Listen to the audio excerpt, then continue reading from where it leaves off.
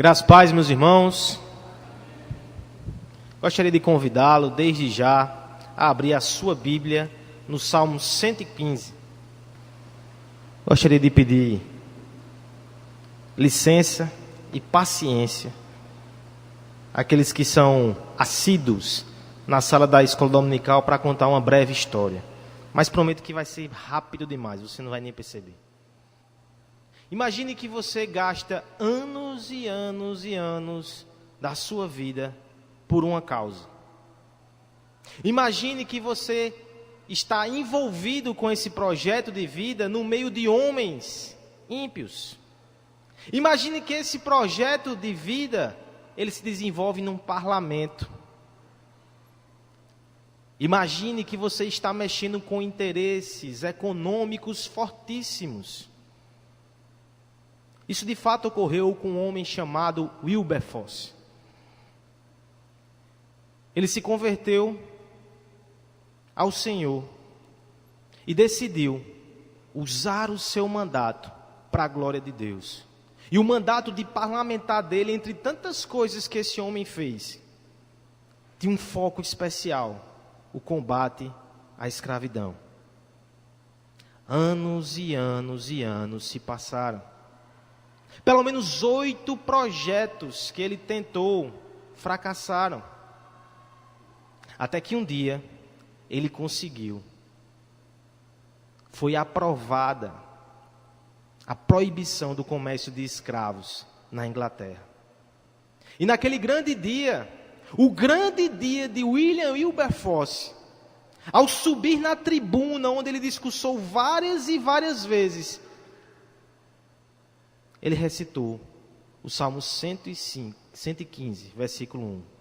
Não a nós, Senhor, não a nós, mas ao teu nome dá glória, por causa do teu amor e da tua fidelidade.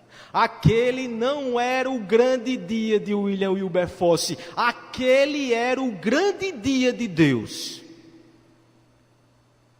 Vamos pedir ao Senhor que nessa noite fale conosco e nos ensine a ter um coração que busca diariamente grandes dias para a glória de Deus. Curve sua cabeça. Pai, nós te louvamos e te agradecemos, Senhor, pela oportunidade maravilhosa de estarmos aqui nessa noite, porque isso é fruto da tua graça, é sinal que a tua misericórdia se renovou mais uma vez, é sinal que o teu amor triunfou sobre o juízo. Senhor, é por causa do teu amor, é por causa da tua misericórdia que nós queremos dedicar toda a adoração a ti, Senhor. Mas nos ajuda, Pai. O nosso coração ainda milita contra essa verdade, conquista-o. A nossa sociedade ainda nos impõe um padrão de vida que está muito distante desse alvo. Alcança as pessoas para a tua glória. Nos instrui nessa noite a te servir melhor. Em nome de Jesus. Amém. Já que começamos falando sobre momentos marcantes, momentos decisivos, eu gostaria de lhe fazer uma pergunta. Você se lembra do ano de 1962? Você estava vivo em 1962? Não levante sua mão. Se você estiver, você vai estar se entregando legal, hein? 1962 nós tivemos alguns feitos bem interessantes. Primeiro deles, bicampeonato da seleção brasileira. Em cima de quem? Não sabem? Tchecoslováquia, sei lá o nome desse país, nem existe mais, né? República Tcheca. Ou é tcheca? Avança, o que é que tivemos mais? Nós tivemos o 13º salário. Bom, né? Alguns economistas dizem que não. Nós tivemos o Acre se tornando um estado. Bacana, né? Já foi lá? Não, né? Havaianas. Como era a vida antes da Havaiana? O que é que os irmãos da Assembleia usavam? Né? Volkswagen chega no Brasil e produz o famoso Fusca aqui. Massa. E por fim nós temos um discurso do presidente John Kennedy no Congresso americano. Qual desses 6 fatos você julga mais importante? Havaiana, não é? Com certeza. Eu gostaria de dizer que esse discurso foi um discurso histórico. Nesse discurso, o presidente John Kennedy falou pela primeira vez à nação em termos de consumidores. A partir daquela data, nós temos um marco no direito do consumidor. Da tribuna do Congresso, ele disse: todos nós, cedo ou tarde, uma hora ou outra, somos consumidores. O princípio ali é que aquilo era o que unificava todos eles são consumidores, e como consumidores eles tinham seus direitos, eles precisavam se organizar e eles precisavam batalhar por isso. No discurso daquele homem em 1962, ele elencou 4 fundamentos do direito do consumidor. E está parecendo a época que eu dava aula de direito, né? Direito à segurança. O consumidor precisa estar seguro, ele não pode ficar exposto no mercado. Direito à informação, ele precisa saber a procedência dos seus produtos. Direito de escolher o seu produto e direito de ser ouvido. Esse discurso foi tão importante que o nosso Código de Defesa do Consumidor, aprovado em 1990, tem todas esses 4 princípios. Todos nós somos consumidores. Hoje, é provavelmente um dos ramos do direito em que você tem mais causas. Quando as pessoas falam em meus direitos, geralmente elas estão pensando em relação de consumo. Qual é o problema disso? Talvez do ponto de vista econômico, de fato é uma realidade, todos nós consumimos bens, produtos e serviços. O ponto é, essa é a característica distintiva da sua identidade? Será que a única coisa que pode nos igualar aqui é o consumo? O problema é que essa definição econômica ela cresceu demais e ela abarcou todas as áreas da nossa vida. E no fundo, nós não conseguimos desligar o botão. Nós nos comportamos como consumidores em todas as áreas da nossa vida. Nós queremos segurança afetiva. Os nossos planos e os nossos desejos precisam estar seguros. Nossa integridade emocional. Nós queremos informação. Eu quero saber de tudo o que está acontecendo. Nós queremos escolher. Nós queremos ser ouvidos sempre, porque nossa opinião é indispensável para o mundo. Você é um consumidor. Como é que nós vamos seguir esse rumo hoje? Nós vamos pensar numa relação de consumo. Vou lhe apresentar um produto. Espero que você goste dele. Ao mesmo tempo, depois que você adquiri-lo, eu vou lhe apresentar o defeito desse produto. E no fim, nós vamos dar um jeito de resolver isso. Não no PROCON, mas no órgão mais eficiente do que esse. E qual é o nosso produto? Sólida Glória e a sociedade de consumo. O produto é a sociedade de consumo. O que é que caracteriza uma sociedade de consumo? Consumir? Não.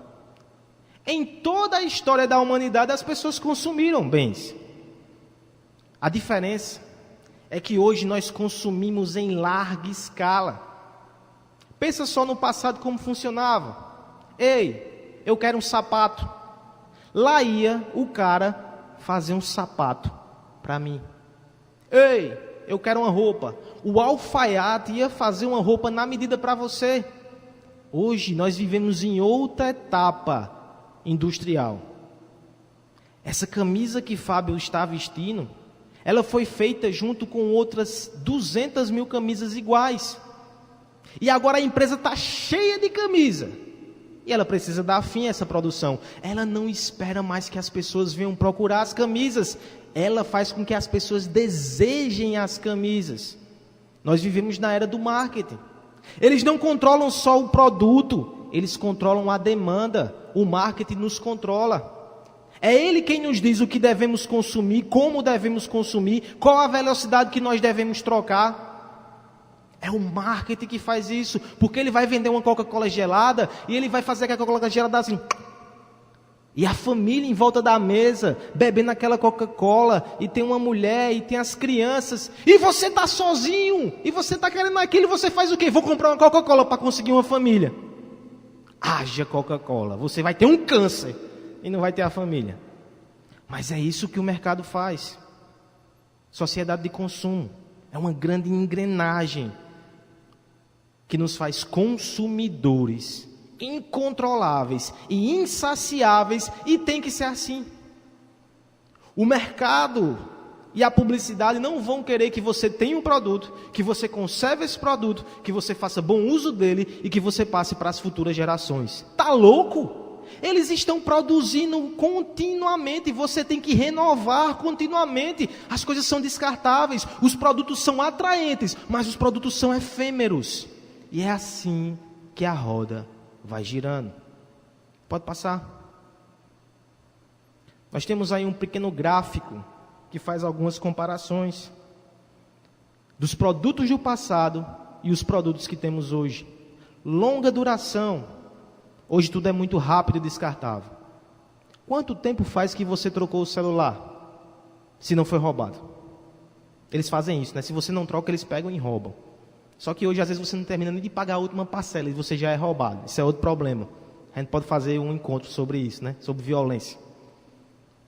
Os produtos, eles são feitos para durar pouco. Os produtos não são personalizados, eles são massificados. Olha que coisa interessante.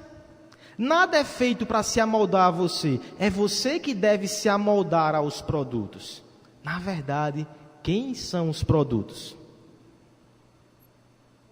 Nós, querendo ser consumidores, muitas vezes nos tornamos aquilo que é consumido. Essa é a sociedade de consumo. Como chegamos até aqui? Primeiramente, alguém deu um nome a todo esse movimento que nós vivemos. E esse nome faz referência a um mito grego. É só uma historinha, certo? Mas é bem interessante. Um camarada chamado Narciso. Um camarada bonito, elegante, bacana, como Luiz. Todo cheio de charme. E as mulheres se encantavam por ele, mas ele, nenhum estava à sua altura. Até que uma dessas mulheres, angustiadas, ela conversou com um deus lá, fez uma mandinga, traga o seu amor em 3 dias, e tentou enlaçar o coração daquele jovem tão garboso. Não deu certo. Por fim, na sua mágoa e na sua ira de mulher rejeitada, coisa muito perigosa, ela pediu para que um encantamento fosse lançado sobre ele e para que ele se apaixonasse por si mesmo. Acaba que aquele homem vê a sua face refletida no rio e se apaixona. E fica lá, como uma selfie, que ele fica olhando-se para si mesmo, se olhando para si mesmo. Ele não come, ele não bebe, ele não toma banho. Até que no fim ele se joga no rio para abraçar-se, autoabraçar-se a si mesmo, ele próprio. Acaba morrendo. Mas a história da mitologia é para ensinar uma coisa: que para Narciso nada é bom a não ser ele, e esse é um desejo destrutivo. Freud foi pegar essa figura e elaborou um conceito de uma distorção psicológica. Tem vezes que ele acerta. Ele disse o seguinte: que o narcisismo ele pode ser visto, por exemplo, na etapa inicial das crianças, onde elas não conseguem diferenciar o sujeito dela mesma. Ela pensa que a mãe é uma extensão dela. Ela não consegue ter essa consciência que existem outras pessoas no mundo além dela. Com o tempo isso vai sendo desenvolvido. No entanto, tem adultos, até o dia de hoje, que não conseguem desenvolver essa diferença entre ele e o sujeito externo. E ele chamou isso de narcisismo. Detectou isso em muitas pessoas. Christoph Lasch pegou esse termo e fez uma análise nesse terceiro quadrinho que você está vendo aí, a sociedade americana. Diz, rapaz, isso não é uma patologia, um problema de pessoas. Isso é um problema da sociedade americana como um todo. Todo esse povo aqui está envolvido num tipo de narcisismo que não consegue diferenciar quem é ele e quem é o outro. O outro é só uma projeção. O outro está ali só para adulá-lo, para servi-lo, para encorajá-lo, para motivá-lo, para aplaudi-lo. Mas o outro não existe de verdade. É irreal. Meus irmãos, você já parou para perceber como às vezes o nosso coração funciona desse jeito? Às vezes, você vai fazer algo por alguém, e tudo que importa na sua cabeça é a forma com que aquela pessoa vai reagir ao incentivo que você está dando. Se por fim ela vai lhe agradecer. E quando você está agindo assim, você está realmente agindo como se aquela pessoa não existisse. Ela existisse somente como uma projeção para lhe trazer satisfação. O problema dela não existe, é irreal. O que existe é a sua carência. O ponto que eu queria lhe questionar aqui, com base nessas teorias psicológicas ou sociológicas, é bíblico pensar que isso é um problema? É bíblico dizer que existem sociedades que são narcisistas e existem sociedades que não são? E o que é que isso tem a ver com sociedade de consumo? São muitas perguntas, pare e pense. Vamos lá, uma por uma. Em certa medida, todos nós somos narcisistas e egoístas, porque isso nos persegue desde Adão. Adão, ele quis colocar-se como centro do mundo. E se o narcisismo consiste em fazer com que as outras pessoas vivam para nos servir em função de nós mesmos, Adão intentou fazer isso com Deus. Em alguma medida nós ainda fazemos isso. Nós queremos que Deus exista para nos servir. Qual foi a última vez que você se deparou com a doutrina bíblica que você não aceitou? No fundo, o seu coração está dizendo que Deus deveria fazer conforme você pensa. Você está tratando Deus como uma projeção do seu coração. Isso é narcisismo. Tim Keller já disse, se o Deus que você adora e serve nunca discorda de você, talvez ele não exista, talvez seja só uma projeção de você mesmo. Em certa medida, todos nós somos narcisistas, egoístas. No entanto, o apóstolo Paulo, escrevendo a Timóteo, segunda carta, finalzinho de carreira, ele vai dizer, Timóteo, nos últimos dias os homens serão arrogantes, desobedientes aos pais, egoístas. Paulo quis nos dizer que existem alguns momentos, em especial nos últimos dias, que o egoísmo vai ser mais acentuado do que o normal. Chegou aí. Ainda que isso seja uma tendência no coração do pecador, existem momentos que o pecado do pecador é alimentado pelo pecado da sociedade, numa situação de retroalimentação, como uma bola de neve que só faz crescer. Pense comigo. Determinada pessoa tem um problema sexual muito grave, mas ela vive numa sociedade que tem valores morais muito firmes e vai recriminar aquilo, então ela se segura. O pecado está ali ainda, mas está sendo segurado. Agora imagine que ela vive no Brasil, que estimula todo tipo de devassidão. O pecado dela vai crescendo, vai florescendo, e mais pessoas pecaminosas vão crescendo, vão florescendo, a sociedade vai ficando mais corrompida.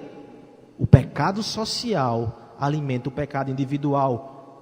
Bem-vindo à nossa época no que diz respeito ao narcisismo, ao egoísmo. Terceira pergunta que eu lhe fiz. E o consumismo com isso? Para chegarmos nessa resposta, no produto final desse processo, rapidamente vamos pensar um pouco em como chegamos até aqui. Primeiramente, a análise ela começa com a sociedade judaico-cristã.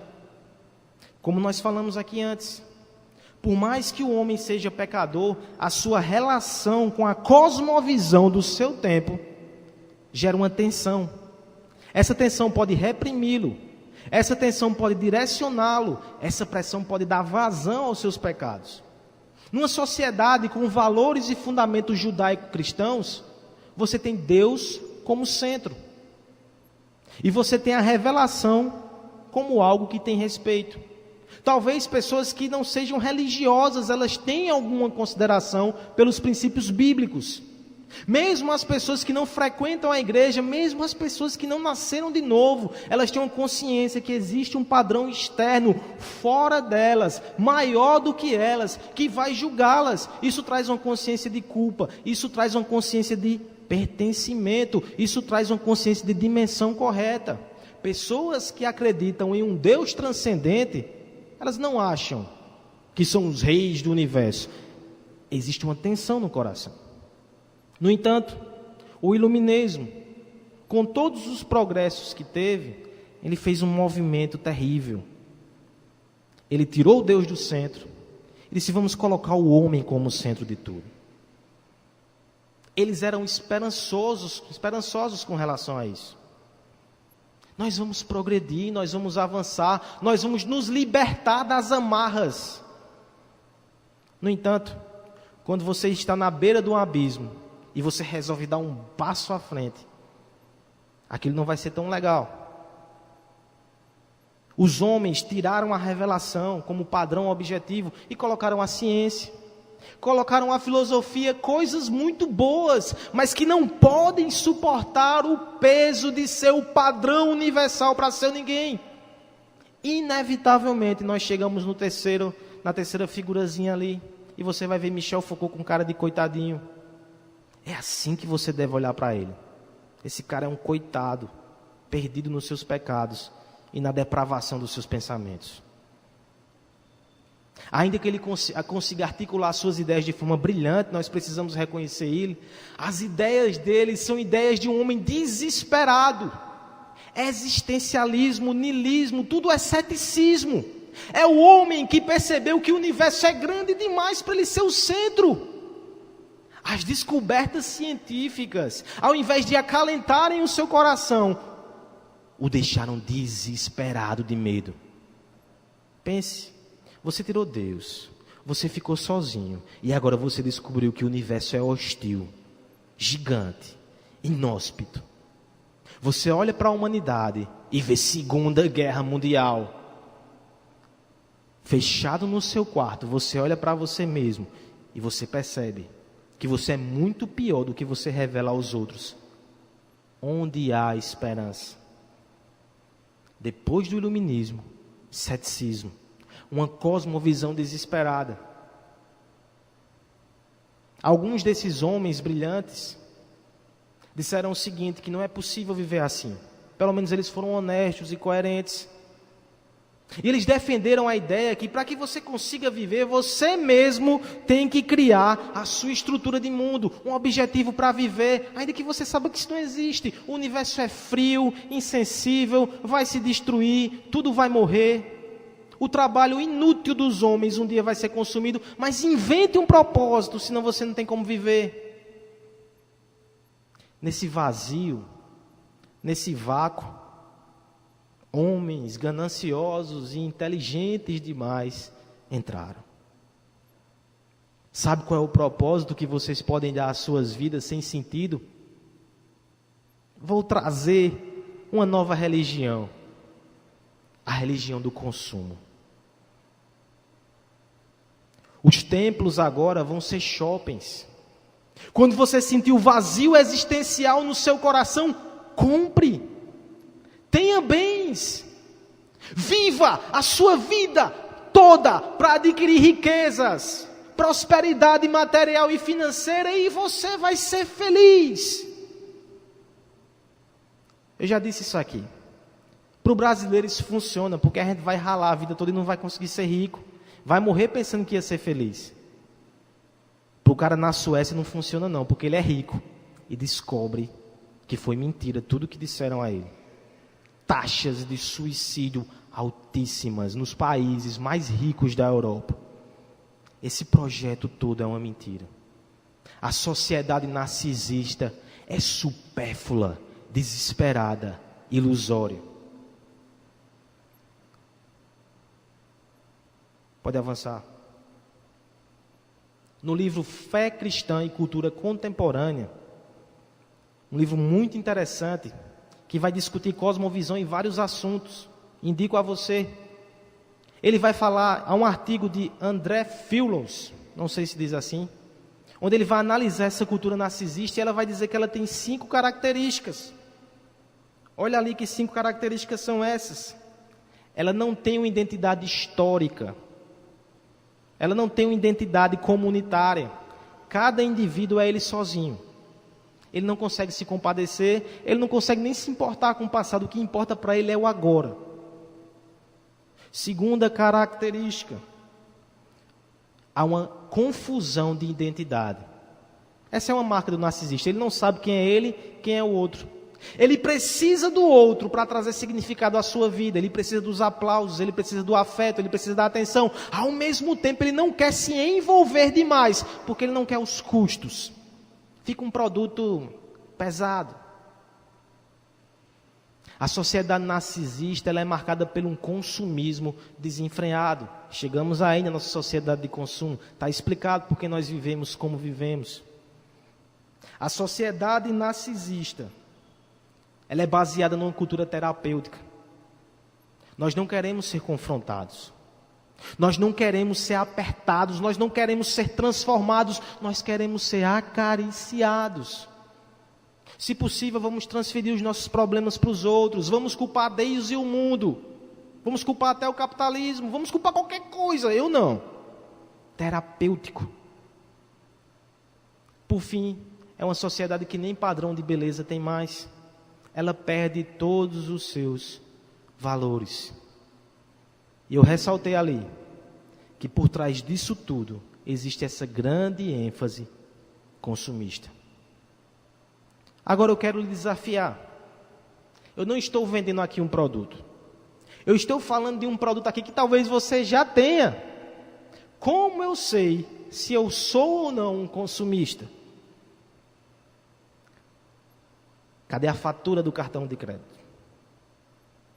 Não precisa disso. A sua identidade, ela se baseia no quê?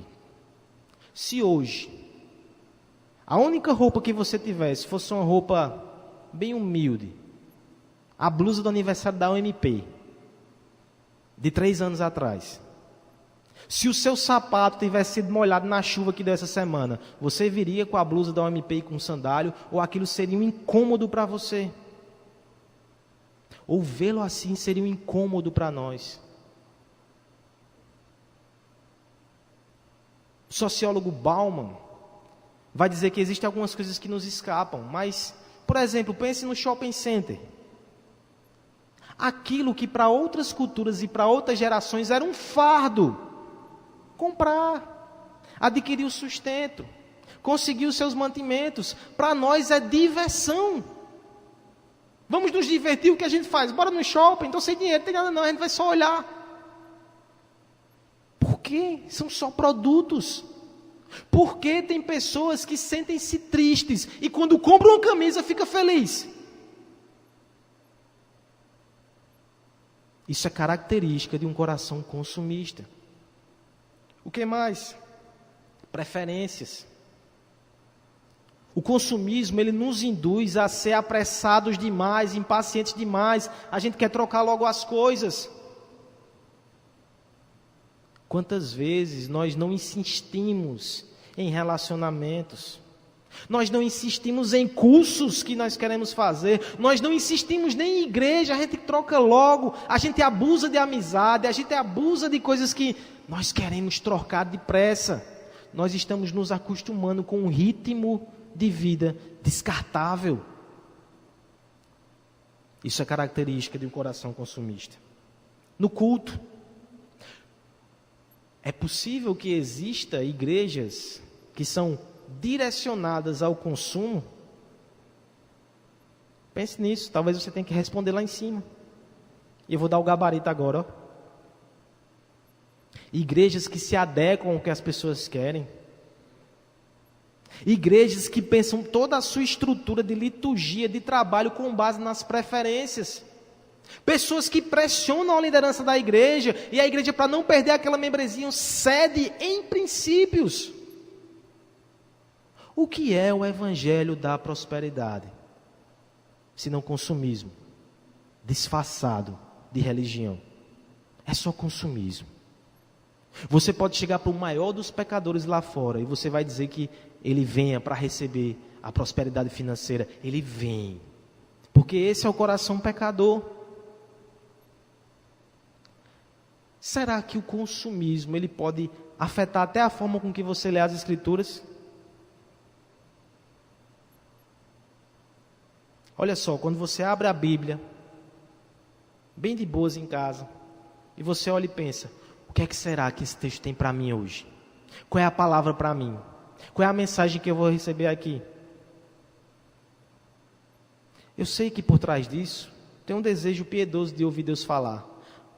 Mas será que a pergunta certa não seria o que é que esse texto revela sobre a glória de Deus para mim?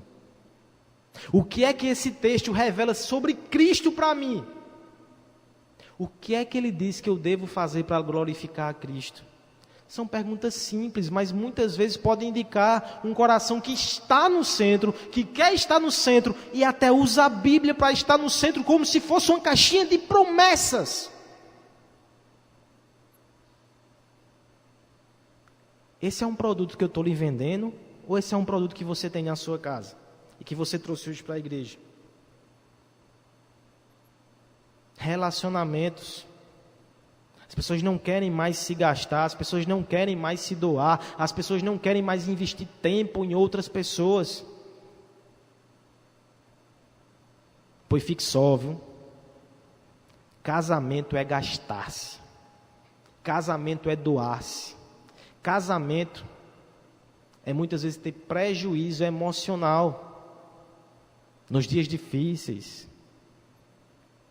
Não só de TPM, mas são dias difíceis, crises que são passadas. Você faz o que? Você troca o produto. Na época do namoro, na época da paquera, nós vivemos como produtos que estão na prateleira. E você tem que arrumar o produto bem direitinho, você coloca ele lá na frente, você quer que as pessoas passem e vejam aquele produto, e você tem que estar sempre naquela performance. Quando você casa e você tem uma aliança, você saiu dessa relação de mercado. Você pode aliviar, você pode entrar dentro de casa e tirar a sua armadura pesada. Você pode viver na simplicidade, você pode viver revelando os seus pecados para outra pessoa. Mas se você for um consumista, quando você se deparar com os pecados daquela outra pessoa, você vai querer correr. E você vai encontrar. Nós não somos produtos perfeitos. E esse é um dos traços mais terríveis do consumismo. É transformar as pessoas em coisas. Quantificar as pessoas. Objetificar as pessoas. O que é que você quer na sua vida? Talvez você queira segurança. Talvez você queira informação. Talvez você queira escolher. Talvez você queira ser ouvido. Isso tudo está lá. Quando nós vivemos por esses princípios, nós estamos nos amoldando perfeitamente a esse movimento econômico, social, espiritual. Você não quer que nada lhe afete. Você quer ser ouvido em tudo. Você quer ser protegido. Você tem os seus direitos. Você é o centro do universo. Já dá para ver que esse produto é bem problemático. Mas ele vai ficar muito mais problemático diante do contraste. Soli, Deo, glória. Para quem nós vivemos? Qual é o objetivo da nossa vida aqui nessa terra? Primeira advertência que eu gostaria de fazer para você é: não reduza muito o soli, Deo, glória. Por que nós podemos reduzi-lo? A gente pensa o seguinte: muitas vezes nós conhecemos esses lemas da reforma por causa daquilo que eles combatiam na igreja católica. Exemplo, quando eu falo no sola escritura, você vai lembrar que o sola escritura surge por causa da tradição. A tradição que perverte as escrituras. Não, sola escritura. Quando nós falamos de salvação pela graça, você vai lembrar que a igreja pregava salvação meritória. Não, sola escritura. Pare e pense. E o soli, Deo, glória. Porque ele surge historicamente no contexto ali da reforma. Quem pode nos ajudar com isso é a nossa confissão de fé, como síntese daquele movimento. Olha o que ela vai dizer no capítulo 21, parágrafo 3º. O culto religioso deve ser prestado ao Deus Pai, o Filho e o Espírito Santo, e só a Ele. Não deve ser prestado aos anjos, nem aos santos, nem a qualquer outra criatura, nem depois da queda deve ser prestado a Deus, pela mediação de qualquer outro, senão Cristo. Aqui está o pano de fundo histórico, apologético. A Igreja Católica adorava homens dentro da liturgia do culto, adorava santos, adorava Maria. Os reformadores disseram: não, o culto e a adoração deve ser dada só a Deus. Show de bola, terminou o solo deu glória, levanta e vamos embora. Nada disso. O solo deu glória contém o culto, mas contém também o princípio de vida todo. É a mesma reforma que vai bradar corandel. Todos nós estamos diante da face de Deus o tempo todo e não só do culto. O solo deu glória é muito mais do que o domingo. É o domingo também, você deve adorar só a Deus, mas é toda a sua vida. Por isso que o melhor resumo, mais completo e mais profundo está no nosso catecismo. Qual é o fim principal do homem? Não sei nem para que eu botei no slide. Glorificar a Deus e gozá-lo para sempre. Pronto. Aqui faz mais jus a esse conceito. Esse é o fim principal do homem. Não é somente o fim principal do culto. Não é somente o fim principal da nossa liturgia. É o fim principal do homem em tudo que ele faz. Glória de Deus. Já vimos isso aqui, mas revisando para quem não presenciou. Quer dizer que se eu não vivo para a glória de Deus, Deus perde alguma coisa com isso? Mas rapaz, que coisa séria. Eita, essa semana eu vacilei, eu vivi para a minha glória essa semana. Vivi buscando aplauso para mim mesmo. Como é que ficou Deus, hein? Qual é o tamanho dele? Como é que está aí na porcentagem? Existem dois conceitos de glória nas Escrituras. No Antigo Testamento, a palavra que simbolizava glória era kabod. E kabod indica peso. O contexto aqui é o seguinte: você vai na feira, vai comprar algum produto. Como é que você pode fazer aquela troca comercial? Você coloca na balança o que você tem e conforme aquilo for pesado, mais valioso ele é. E você pode adquirir mais coisas. Kabod significa peso. Quão valioso, quão pesado Deus é. Isso é o que os teólogos vão chamar de glória intrínseca de Deus. Ainda que todos nós andássemos na contramão disso e não achássemos Deus tão glorioso assim, sabe o que é que isso ia mudar? Nada. Antes que houvesse mundo, Deus já era tão glorioso quanto Ele é, porque a glória intrínseca faz parte de quem Ele é. É como a luz do sol. Sem luz, não é sol. Sem glória, não é Deus. E Calvino vai dizer, ainda que todo mundo fosse cego e não percebesse o quanto o sol é luminoso, adivinha qual a diferença que isso ia fazer? Nenhuma. O sol permaneceria tão luminoso como sempre foi. Essa é a glória intrínseca de Deus. No entanto, existe um outro termo, chamado doxa. É a palavra grega. E doxa significa opinião. Opinião é diferente de peso. Porque a opinião é algo externo, é algo atribuído. Não é simplesmente o quanto você é valioso, mas sim a opinião das pessoas ao respeito do seu valor. Quando você é chamado para glorificar a Deus, é sobre essa glória que as Escrituras falam. Não é a glória intrínseca de Deus, mas é a opinião dos homens e a sua própria opinião. Você pode glorificar a Deus calado, sozinho, dentro de um quarto. Por quê? Porque se você está meditando nas Escrituras e você está sendo abastecido pela glória de Deus nas Escrituras, e sua opinião sobre Deus, ela vai crescendo, vai crescendo, vai crescendo, que você diz, meu Deus, como é que eu seria pentecostal agora para dar glória a Deus? Você está glorificando a Deus sozinho no seu quarto. Porque quando a opinião dos homens sobre Deus é elevada, Ele está sendo glorificado. Pode ser você sozinho, mas ao mesmo tempo você pode abrir a porta do seu quarto bem agoniado, pegar a sua mãe, mãe, olha isso aqui, mãe, olha isso aqui, foi menino, olha isso aqui.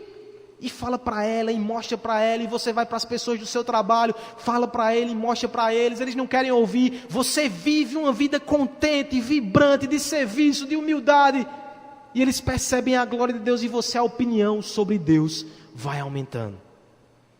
Nós somos chamados para fazer isso. A pergunta é, isso é somente uma opção? Esse é um projeto de vida que eu posso escolher ou não? Por exemplo, tá muito corrida as coisas na minha vida. É uma fase muito crucial na minha vida. Eu tenho que arrumar um curso. Eu tenho que terminar meu curso. Eu tenho que terminar meu TCC. Está uma carreira no meu trabalho. Eu vou fazer o seguinte, eu vou dar esses 3 anos aqui, eu vou focar na minha vida só para mim mesmo. E depois, olha só, eu vou estar empregado, ganhando bem, organizado. Eu volto para a igreja direitinho e posso contribuir para o reino de Deus. Aí eu vou glorificar muito mais a Deus do que agora que eu estou liso. Né? Eu acho que faz sentido. É uma opção. Existem momentos da sua vida que você pode viver para você mesmo, e existem momentos da sua vida que você pode viver para Deus. Existem áreas da sua vida que é só você, e existem áreas da sua vida que você oferta e que você dedica a Deus. Não. Nós precisamos entender, primeiro, que é um mandamento. O mais conhecido texto está lá em 1 Coríntios 10, 31.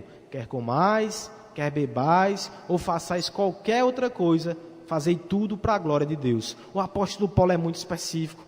Ele está dizendo, meu amigo, se você vai comer uma maçã, você tem que comer para a glória de Deus. Obrigado, Senhor, que maçã deliciosa. Como o Senhor foi bom em fazer essa maçã. Pessoal, venham provar da minha maçã, eu vou dividir com vocês, porque essa maçã não é só para mim. Obrigado, moço, que me vendeu essa maçã. Toma o seu troco, você me deixou passar 10 centavos a mais, tome, é seu. Você deve glorificar a Deus até comendo uma maçã. Eita, tem um bicho. Tem nada não, Deus. Eu não merecia nessa maçã, eu merecia estar no inferno. Eu era o bicho da maçã que devorava essa terra. Nós somos chamados para glorificar a Deus em tudo. O mesmo apóstolo Paulo em Coríntios vai dizer: vocês foram comprados por um alto preço, portanto, glorifiquem a Deus no seu corpo. Ou seja, não glorifica a Deus só na mente, não. Estude. Não glorifique a Deus só com os joelhos, não. Ore. Mas glorifique a Deus com o seu corpo. Tudo que você vai fazer deve glorificar a Deus. É um mandamento. É uma ordem muito clara da palavra de Deus. Mas não é só um mandamento. É algo necessário. Que não se pode fugir. A pior coisa do mundo é viver uma ilusão.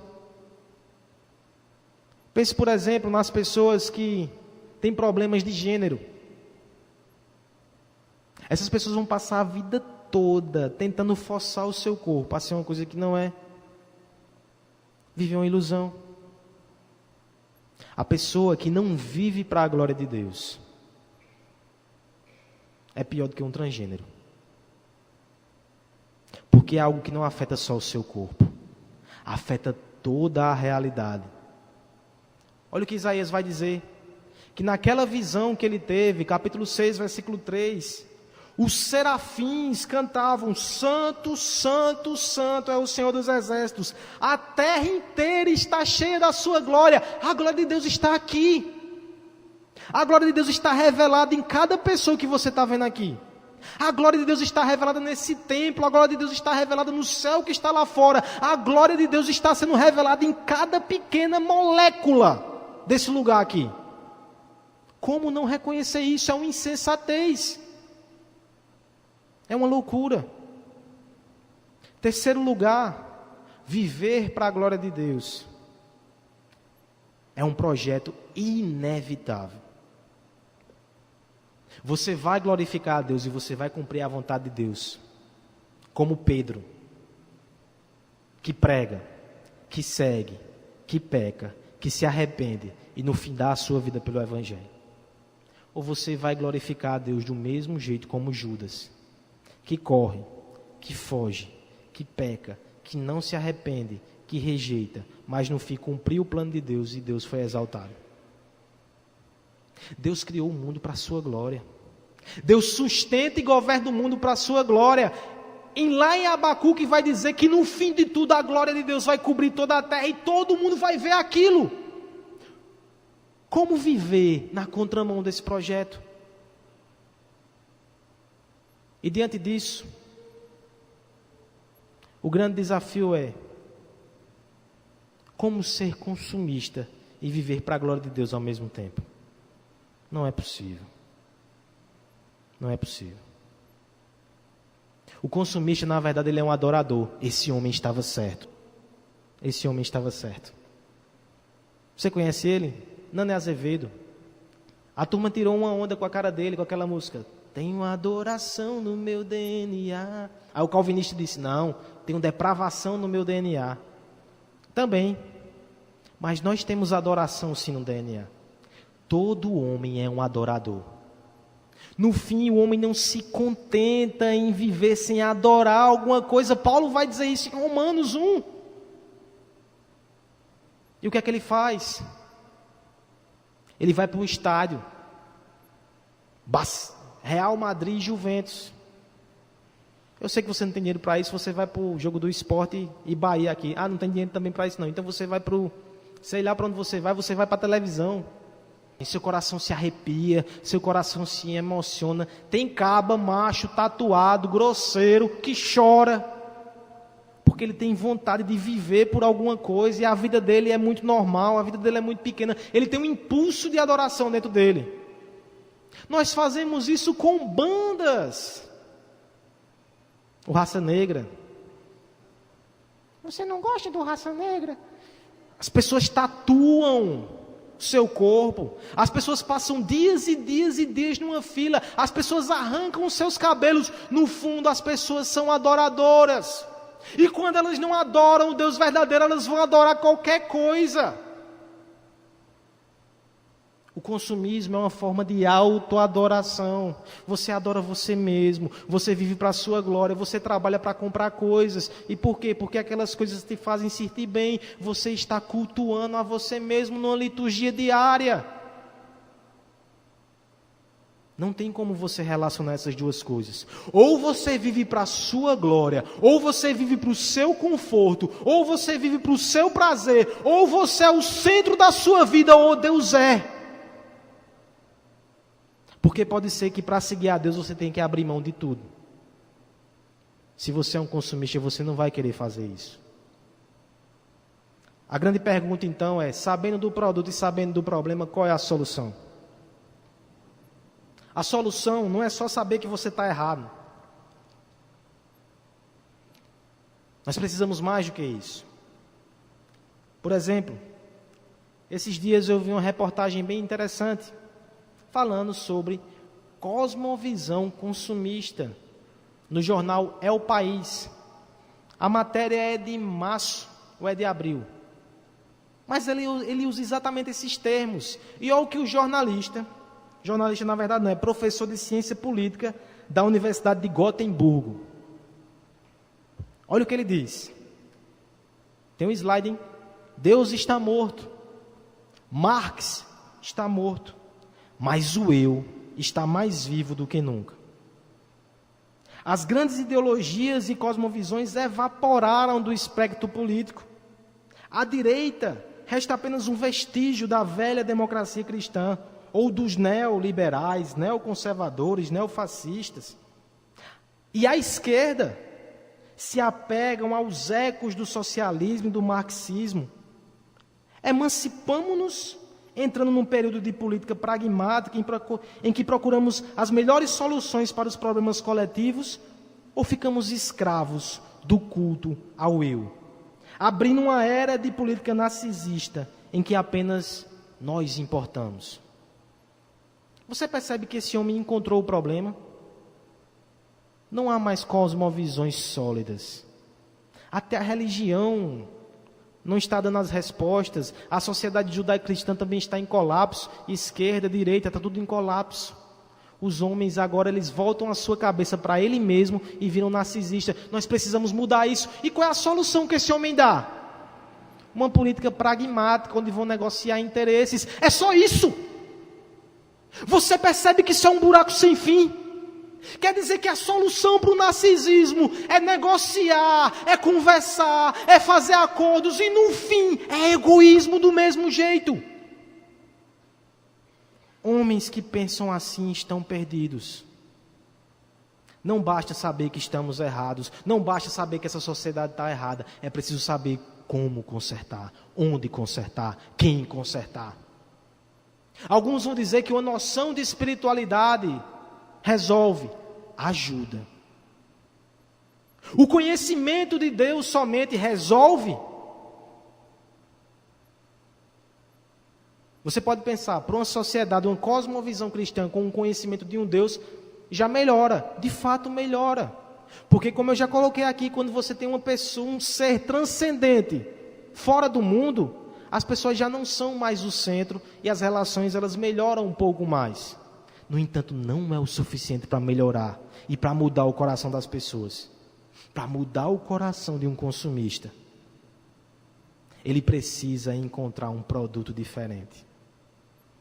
Vamos falar na linguagem dessas pessoas, porque as Escrituras fazem isso. Mateus 13, 44 e 46. O reino dos céus é como um tesouro escondido num campo. Certo homem, tendo-o encontrado, escondeu-o de novo. Então, cheio de alegria, foi, vendeu tudo o que tinha e comprou aquele campo. O reino dos céus também é como um negociante que procura pérolas preciosas. Encontrando uma pérola de grande valor, foi, vendeu o que tinha e a comprou. Se você está procurando satisfação, prazer, sentido nessas coisas, deixe-me apresentar esse produto, o Evangelho de Jesus Cristo. Ele sim, o conhecimento de Deus revelado na face do seu Filho. O conhecimento de Jesus Cristo, ele revela quem é o homem. Ele percebe que ele não é Deus. Ele percebe que ele não é tão bom assim. Ele percebe que ele não tem as respostas. Ele percebe que sua felicidade é supérflua, tola, vã, destrutiva, porque ele encontra alguém fora dele que tem tudo isso. Não só para o homem sem Deus, mas para você. Nosso grande problema é que o nosso coração não é tão ortodoxo contra a nossa cabeça. Porque você ouve aqui dominicalmente sobre a grandeza e a glória de Cristo, sobre como devemos ter contentamento dele, mas o seu coração ainda é apegado às coisas. Você precisa ter uma visão mais gloriosa de Cristo, para que ele cresça e para que o mundo diminua. Calvino dizia que a glória de Cristo é tão grandiosa, tão maravilhosa, quem cogita trocar o mundo por Cristo não conhece o mundo e nem conhece um Cristo. Um vislumbre da glória de Cristo é suficiente para que todos os produtos se tornem supérfluos. Toda essa corrida, todo esse ritmo frenético, pare. Muitas vezes é isso tudo que nós queremos. Você sai para trabalhar às 6 horas da manhã, você acorda de 5h30, você trabalha, você estuda, você corre, você liga a televisão, você é bombardeado por imagens desconexas e rápidas, você liga o YouTube e você assiste 15 vídeos em 2 minutos, você abre as suas redes sociais e são fotos sucessivas que passam, a sua mente não para, de repente você vê a glória de Cristo nas Escrituras e o mundo para. Nós precisamos disso. Só o que pode curar o coração de um consumista é a glória de Cristo. Ele nos revela quem é Deus. Ele nos revela quem nós somos. Ele nos revela o caminho da redenção. O caminho da redenção não é ter. O caminho da redenção é perder. O caminho da redenção não é conquistar status. É desprezar todas essas coisas por amor a Cristo. O caminho da redenção não é adquirir riquezas, é seguir aquele que se fez pobre por amor a nós. não é ter um nome grande, não é ter uma casa grande. É diminuir para que Cristo cresça. Esse é o caminho do Evangelho. É assim que nós podemos curar um coração consumista. Essa é uma obra que o Espírito Santo realiza em nossos corações. 2 Coríntios 4:4 diz assim: o Deus desse século cegou o entendimento dos descrentes, para que não vejam a luz da glória de Cristo, que é a imagem de Deus. Isso explica muita coisa. Isso explica porque o Evangelho está sendo pregado aqui. Tem pessoa que entra nessa igreja e quando sai dessa igreja, ela não viu nada demais. Tem pessoa que entrou aqui e ela continua pensando em alguma coisa que ela vai comprar de tarde no shopping, um celular novo. Parece que Cristo é menor do que o celular. Sabe por quê? Porque o Deus desse século cegou o entendimento, para que não vejam a glória de Cristo.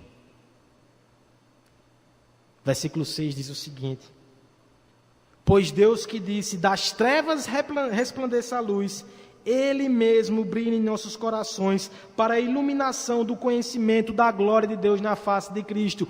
É uma obra divina. Ele arranca a venda, Ele ilumina os olhos, Ele revela Cristo em toda a sua glória. Isso é uma obra divina. É por isso que aquele que foi alcançado pelo Evangelho, ele pode dizer como Jonathan Edwards disse: o gozo de Deus é a única felicidade com a qual a nossa alma pode satisfazer-se. Ir ao céu, desfrutar plenamente de Deus, é infinitamente melhor do que as mais agradáveis comodidades desse mundo. Pais e mães, maridos e mulheres, filhos ou a companhia de amigos terrenos são sombras. Ele é a substância. Eles são apenas raios de luz. Deus é o sol.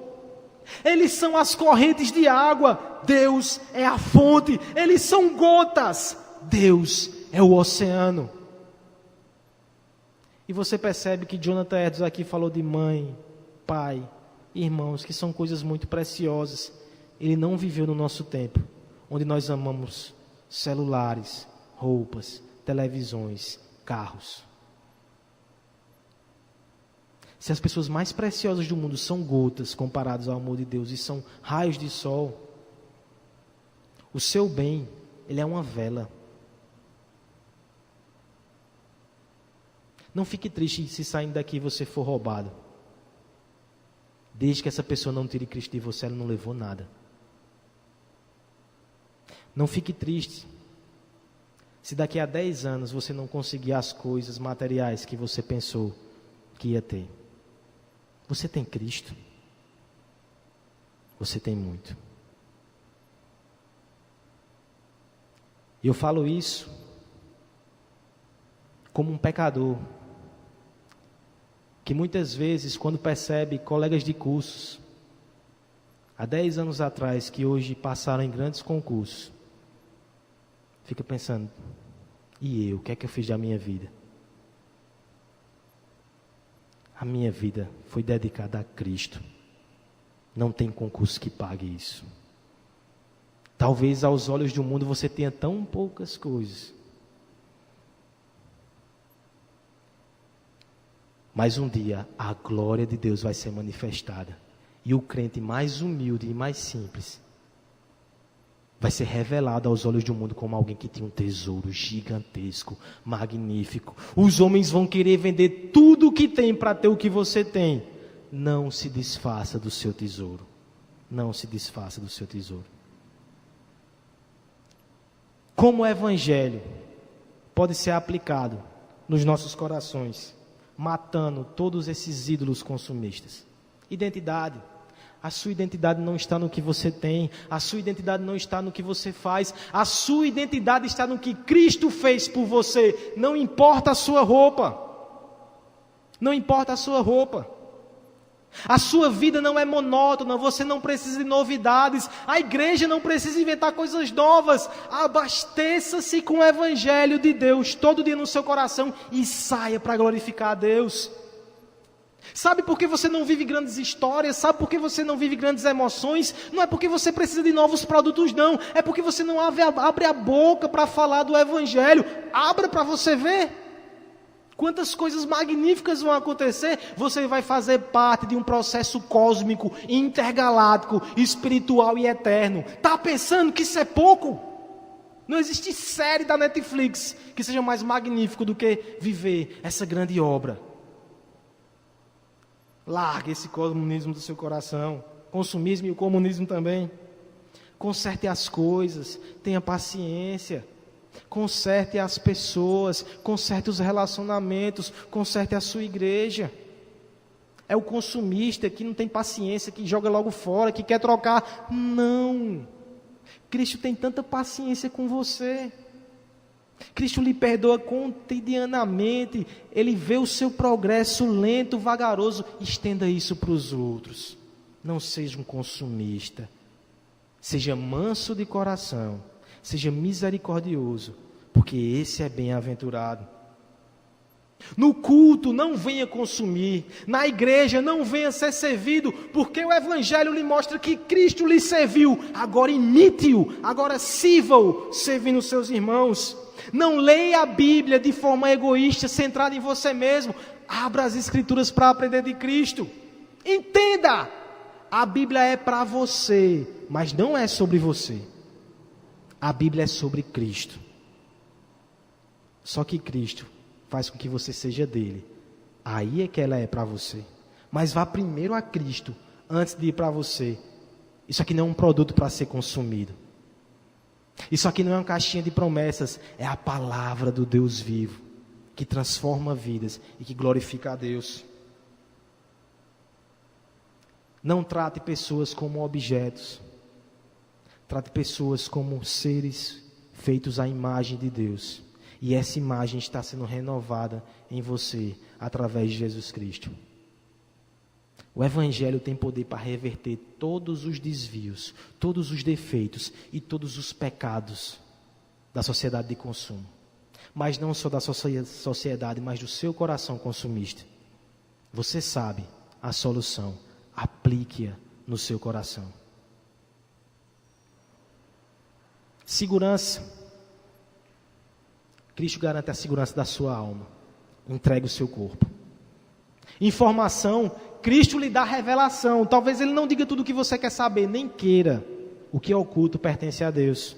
Jó não teve as respostas que queria. Ele teve uma revelação de Deus. Isso bastou. Direito de escolher. Quando a gente teve o direito de escolher, nós estávamos caminhando para o inferno. Entregue tudo na mão de Deus. Direito de ser ouvido. Deus sabe o que faz. Ele até ouve as suas orações, mas Ele vai fazer conforme a sua vontade. Seja um servo humilde e submisso à voz de Deus e à vontade de Deus. Que possamos aprender com as Escrituras. Que possamos aprender com aquele velho catecismo que nos diz que viver para a glória de Deus é ser feliz. E não viver para a nossa glória, que vai trazer felicidade. John Piper, para encerrar, diz o seguinte: a fim de nos fazer bem, Deus deve nos fazer olhar para a sua excelência e não para a nossa.